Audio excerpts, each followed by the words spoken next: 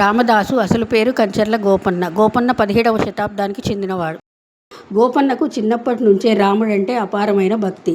కబీర్ దాస్ దగ్గర రామతారక మంత్రం ఉపదేశం కూడా పొందాడు.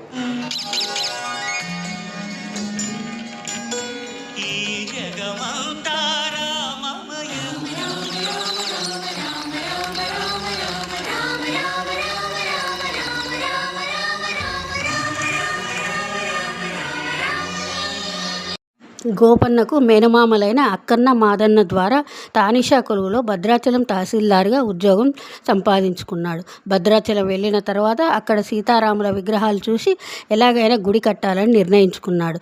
ప్రజల నుండి విరాళాలు సేకరించాడు. అవి సరిపోకపోవడంతో ప్రభుత్వానికి వసూలు చేసిన పన్ను సొమ్ముతో 6 లక్షల వరహాలతో భద్రాచలం రామాలయాన్ని నిర్మించాడు. రామాలయాన్ని నిర్మించడమే కాకుండా రాముడికి వజ్రాలు పొదిగిన ఆభరణాలు కూడా చేయించాడు. సీతమ్మకు చింతాకు పథకం ఆభరణాలు కూడా చేయించాడు. లెక్కల్లో తేడా వచ్చిందని తానీషా సుల్తాన్ గోపన్నను గోల్కొండకు పిలిపించి చెరసాలలో బంధించాడు. గోపన్నకు 12 సంవత్సరాల కారాగార శిక్ష విధించాడు.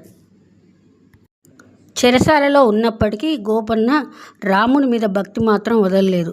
అతను అక్కడే కూర్చుని రాముని జపిస్తూ ఎన్నో కీర్తనలు చేశాడు.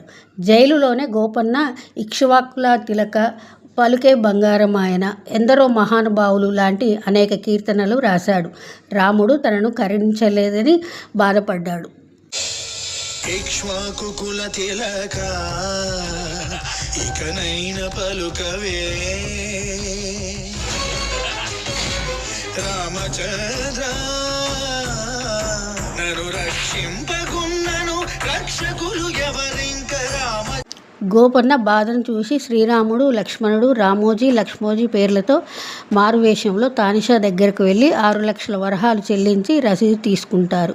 తానిషా నిజం తెలుసుకొని గోపన్నను విడుదల చేసి క్షమాపణ కోరుతాడు.